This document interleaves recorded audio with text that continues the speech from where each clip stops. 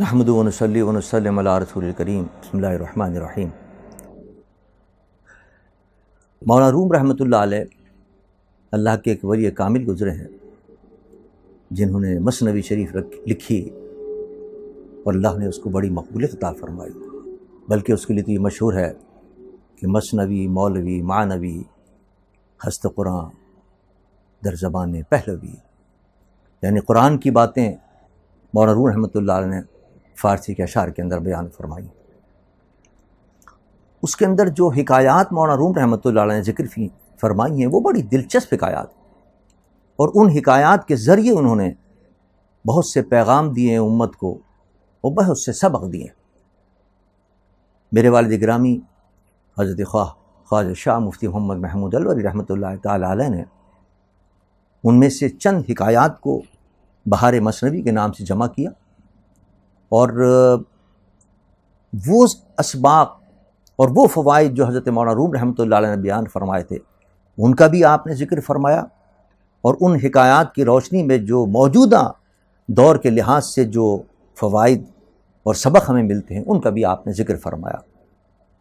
آج کل چونکہ لاک ڈاؤن چل رہا ہے، لوگ گھروں میں خالی بیٹھے ہوئے ہیں، ہم نے سوچا کہ روزانہ ایک یا دو حکایات اس بہار مثنوی جو صاحب رحمۃ اللہ علیہ نے نام لکھا ہے اس سے کچھ بیان کر دی جائیں، اور اس کے اسباق کچھ بیان کر دیے جائیں، تاکہ گھروں میں بیٹھ کر لوگ فارغ اوقات کے اندر ان کو سن کر، ان کو اپنے گھر والوں کو سنا کر اپنے ایمان کو بھی تازہ کریں اور سبق حاصل کریں اور گناہوں سے بچنے کی کوشش کریں۔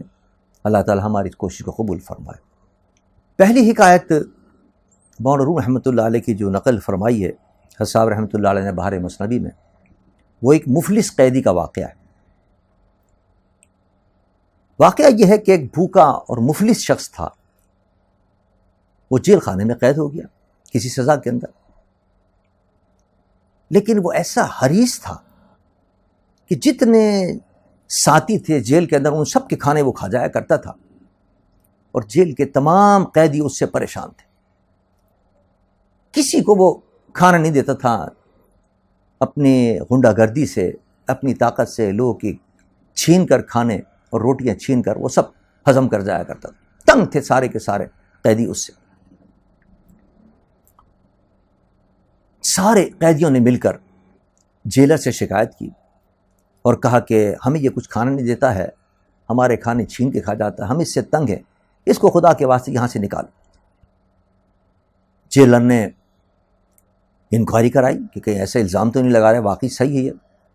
تو واقعی ان کی جو الزامات تھے اور جو ان کی شکایات تھیں وہ درست نکلیں، اور وہ واقعی اس قسم کی غنڈہ گردی کرتا تھا کہ سب کے کھانے کھا جایا کرتا تھا، سب کی روٹیاں چھین کر کھا جاتا تھا اور پریشان کر رکھا تھا تمام قیدیوں۔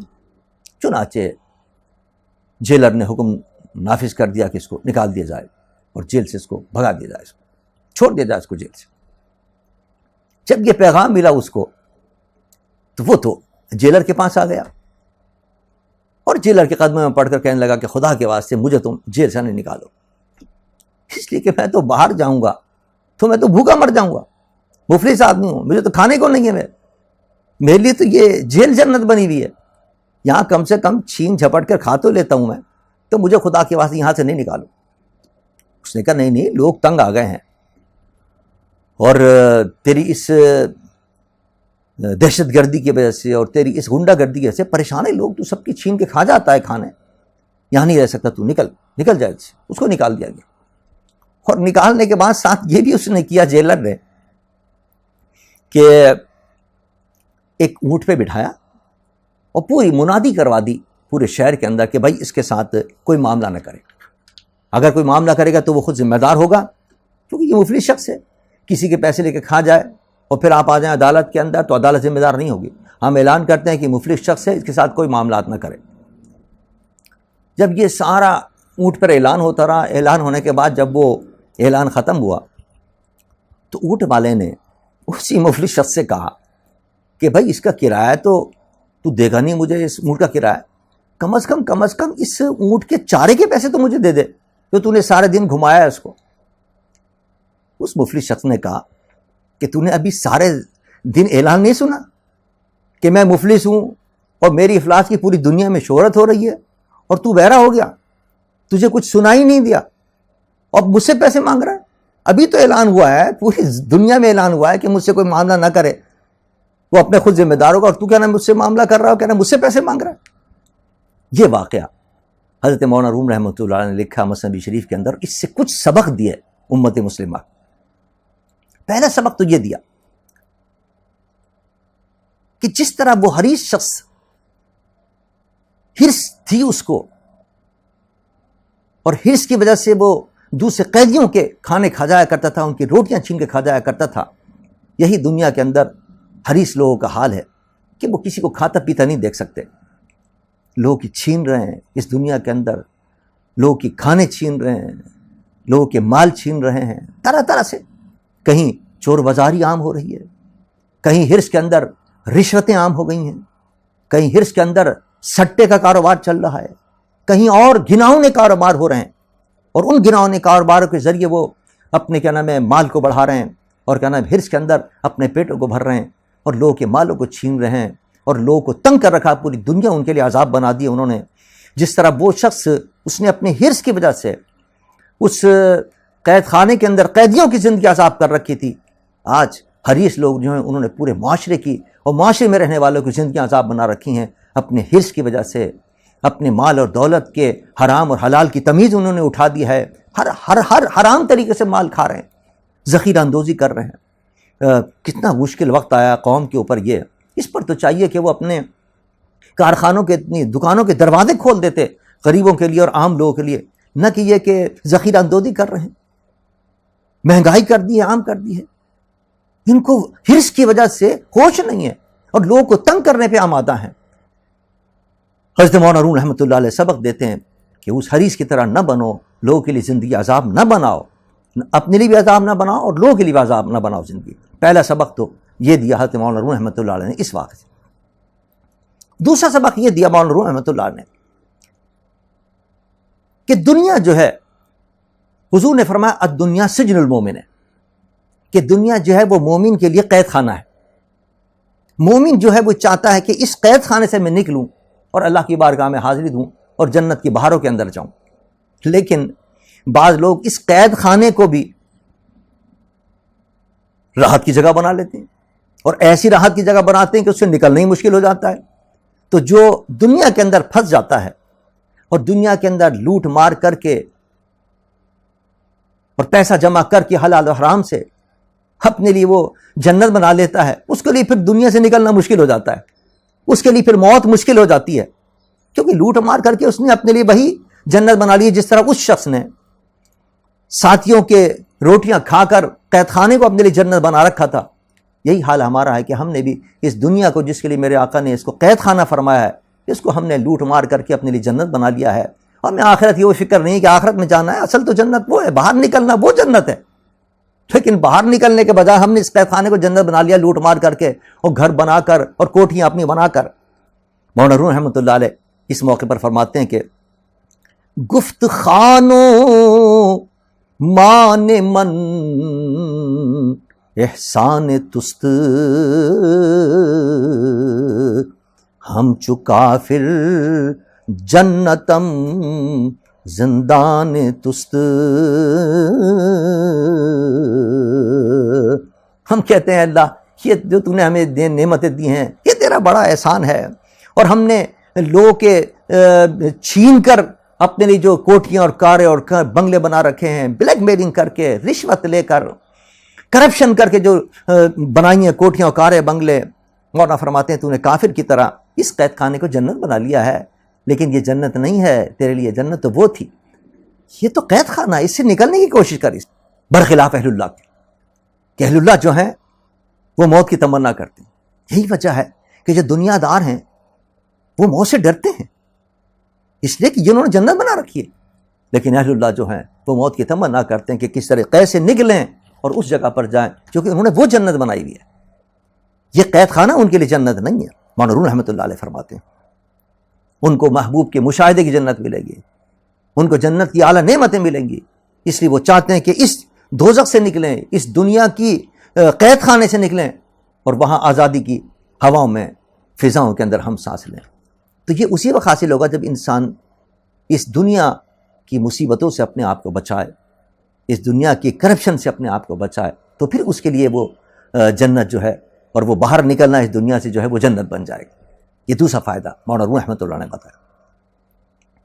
تیسرا فائدہ یہ حاصل ہوا اس سے کہ بعض تو حریص لوگ اور بعض غنڈے جو ہوتے ہیں وہ تو، اور اچک کے، وہ تو شکل و صورت سے بھی اچک کے نظر آتے ہیں اور غنڈے نظر آتے ہیں، لیکن بعض لوگ ایسے ہیں کہ جو شرفاء کا لباس پہن کر پھر اندر سے برے ہوتے ہیں اور اندر سے غنڈے ہوتے ہیں. بظاہر وہ گاڑیوں میں بیٹھے ہوئے ہوتے ہیں، بظاہر وہ بڑے تم تراق سے اچھے اور عمدہ لباس پہنے ہوئے ہوتے ہیں، لیکن حقیقت کے اندر وہ تمہارے ایمان کو لینے والے ہوتے ہیں. وہ تو چھین رہا تھا، وہ چکا اور وہ غنڈا قیدیوں کے غذاؤں کو چھین رہا تھا، ظاہری روٹیوں کو چھین رہا تھا. لیکن آج عالم یہ ہے کہ اچھے کپڑے پہننے والے بھی بظاہر ایسے ہیں کہ بڑے اچھے نظر آتے ہیں اچھے کپڑے پہن کر، لیکن وہ لوگوں کی ایمان کی غذاؤں کو چھین رہے ہیں، لوگوں کی روحانی غذاؤں کو چھین رہے ہیں، لوگوں کو بری بری باتیں بتا رہے ہیں، لوگوں کے ایمانوں کو خراب کر رہے ہیں.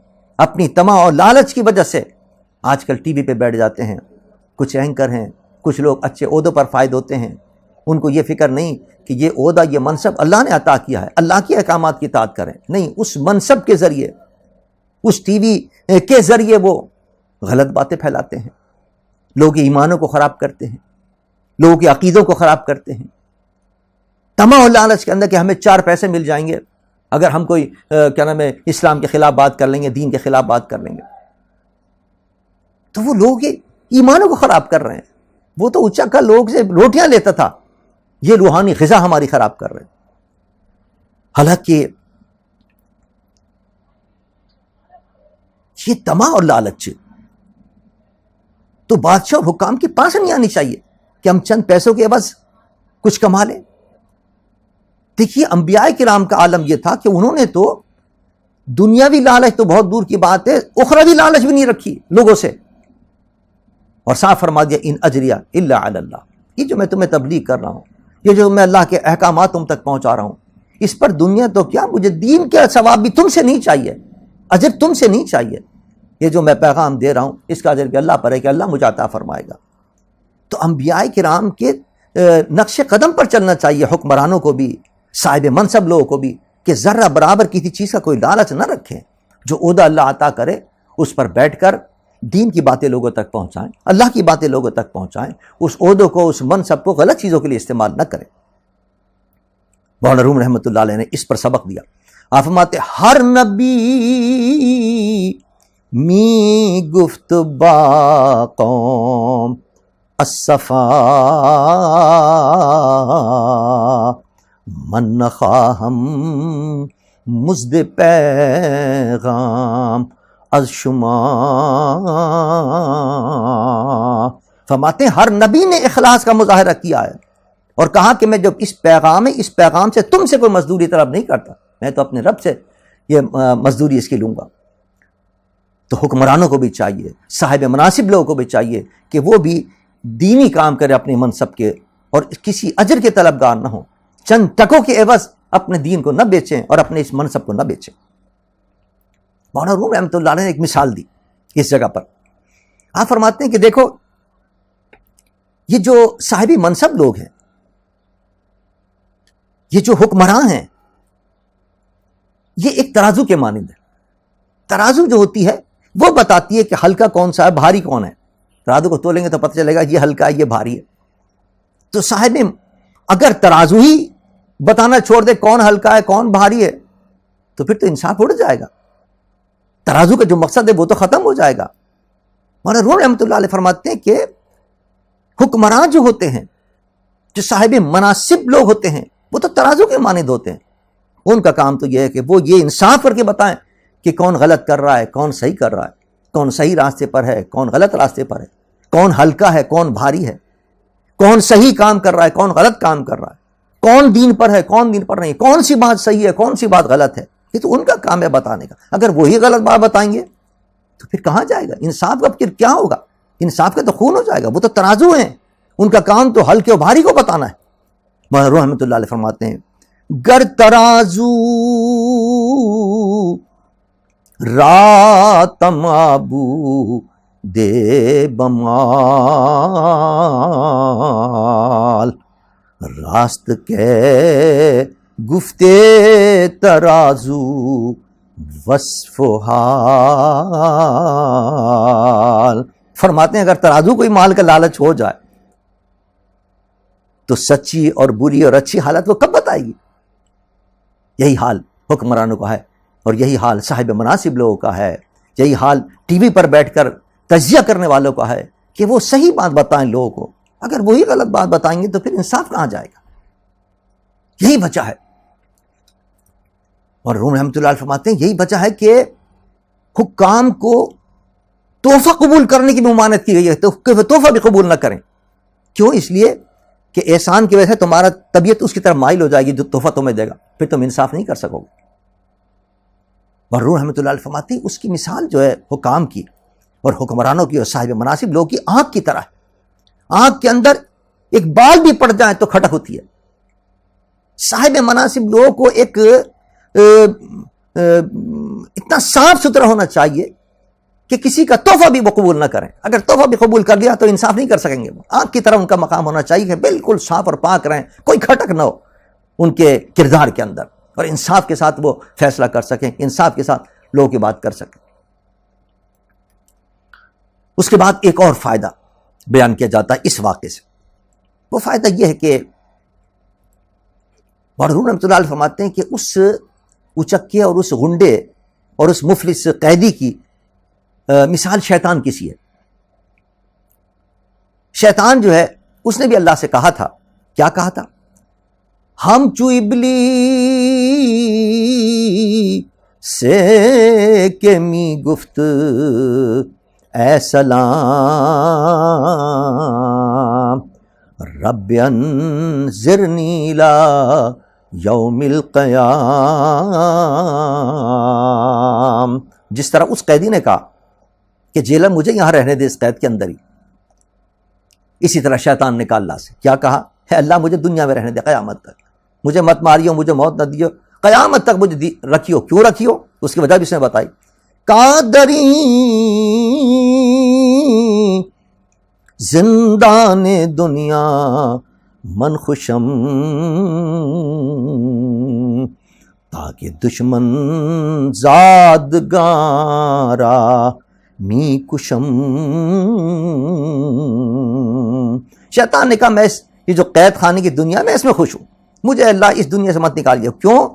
جو ابن آدم ہیں, جو میرے دشمن ہیں, میں ان کو ماروں گا, میں ان کو مار ڈالوں گا, بہکا بہکا کر تیرے راستے سے ہٹا کر میں ان کو جہنم میں ڈلواؤں گا, مجھے یہی رہنے دے.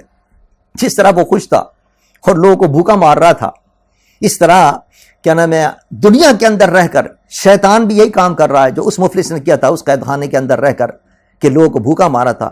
یہاں شیطان جو ہے وہ مختلف خیالات لا کر اللہ سے ہمیں ہٹا رہا ہے, اللہ کے راستے سے ہمیں بھٹکا رہا ہے, ہماری روحانی غذا چھین کر ہمیں تباہ و برباد کر رہا ہے. وہاں وہ روٹی سے محروم کر کے مار رہے تھے اس کو, یہاں شیطان اس دنیا کی قید میں رہ کر اللہ سے اس نے لے لیا ہے وقت کہ اللہ مجھے دنیا میں رکھیو, آخر تک قیامت تک میں بہکاؤں گا تیرے بندوں کو اور ان کی جو روحانی غذا ہے وہ ختم کروں گا. چنانچہ یہ وجہ ہے وہ نماز کے اندر دل نہیں لگانے دیتا, نماز سے آدمی کو بہکاتا ہے. کبھی جناب فراخی کا خیال لا کر, کبھی دکان کا خیال لاتا ہے, کبھی مکان کا خیال لاتا ہے, کبھی جناب دنیاوی علوم کا خیال لاتا ہے, کبھی مختلف کہ ہماری کیا بکری ہو رہی نہیں ہو رہی, کتنا فائدہ ہوا ہے, کتنا نقصان ہوا ہے, یہ علم حاصل کروں گا تو دنیا کتنی ملے گی. دین کا کوئی نہیں, بس دنیا کتنی, دنیا کے اندر وہ پھنسائے رکھتا ہے, دنیا کے خیالات کے اندر اتنا منہمک کر دیتا ہے آدمی کو کہ وہ اللہ سے غافل ہو جاتا ہے. مولانا روم رحمۃ اللہ علیہ فرماتے ہیں کہ گاہ خیال فر جاؤ گاہے دکان اور گہ خیال علم و گاہے خانما, گاہ خیال مقصب و سوداگری